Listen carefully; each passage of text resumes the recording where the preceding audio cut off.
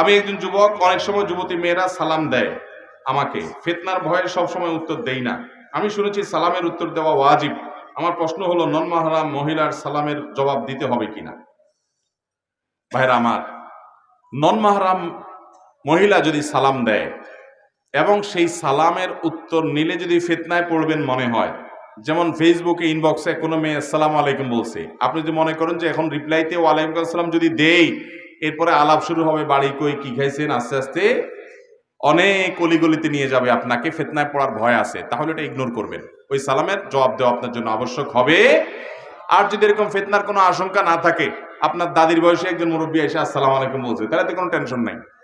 তাইলে আপনি অবশ্যই সেখানে কি দিবেন? জবাব। এক কথায়, দাদির বয়সে হইতে এমন কোনো কথা না, এটা শুধু উপমা স্বরূপ বললাম আমি। কোনো মেয়ে যদি আপনাকে সালাম দেয় এবং সালামের জবাব নেওয়াতে যদি কোনো ফিতনায় পতিত হওয়ার আশঙ্কা না থাকে, তাহলে ইনশাআল্লাহ আপনি সালামের জবাব নিতে পারেন। কারণ আল্লাহ রাব্বুল আলামিন বলেছেন ওয়াকুলনা কাওলাম মারুফা, মেয়েরা কথা বলবে পুরুষদের সাথে স্বাভাবিক প্রয়োজনীয় কথা, কিন্তু আল্লাহ তাআলা বলেছেন যখন কথা বলবে তারা পুরুষদের সাথে ফালা তাখদা'না বিল কওল, তাহলে কথাকে কোমল করবে না। এখন আজকাল তো হয়েছে এরকম, মেয়েরা নিজের স্বামীর সাথে কথা বললে ফোনে কর্কশ ভাষায় কথা বলে, একবার বেশি দুইবার ফোন দিলে রেগে যায়, বাসায় অনেক কাজ কাম আছে, তোমার মনে এত ফুর্তি কেন, আজকে কাহিনী কি, বিমৃতি ধরছে বুড়া বয়সে, কি বলবা জলদি বলো। আবার যদি আননোন কোনো নাম্বার থেকে ফোন আসে, জি ভাই বলেন, কি বলছে, আছে না নেই? একই কথা পুরুষদেরও আছে। অনেক পুরুষদের মধ্যে রোগ আছে।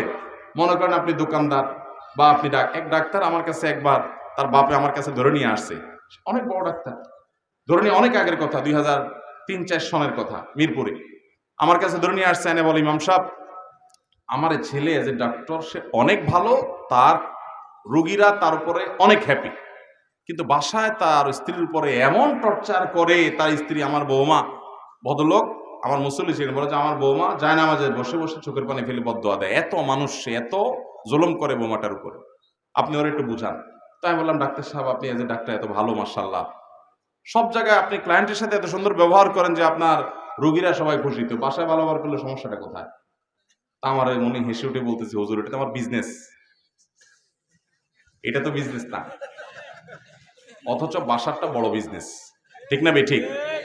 নবী করিম সাল্লাল্লাহু আলাইহি ওয়াসাল্লাম বলেছেন যার স্ত্রীর কাছে সে ভালো, সে আসলেই ভালো, বাহিরের ভালোর কোনো ভ্যালু নাই যতক্ষণ পর্যন্ত আপনার স্ত্রীর কাছে ভালো না হবে। অতএব ভাইরা আমার, স্বামী স্ত্রী একে অন্যকে সালাম দিবে এবং সুন্দর আচরণ করবে, কিন্তু তাই বলে নন মাহরাম মেয়ে তিনি ছেলের সাথে এবং ছেলে মেয়ের সাথে কোমল কণ্ঠে কথা বলবে না যদি ফিতনার আশঙ্কা থাকে।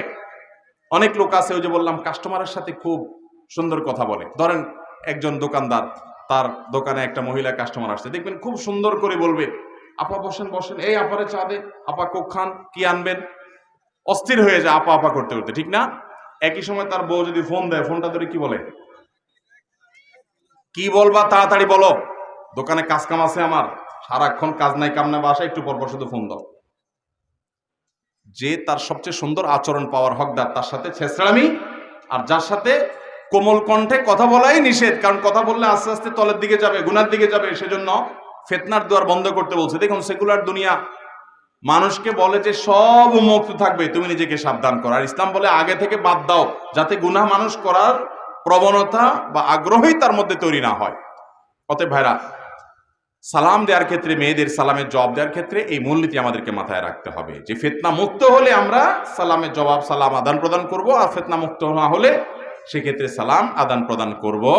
মেয়েরা মেয়েদেরকে সালাম দিবে, ছেলেরা ছেলে সালাম দিকে, এটা নিয়ে কোনো সন্দেহ নেই, কিন্তু মেয়েরা ছেলেদেরকে সালাম দিবে, ছেলেরা মেয়েদেরকে সালাম দিবে তখন যখন ফিতনার আশঙ্কা থাকবে না।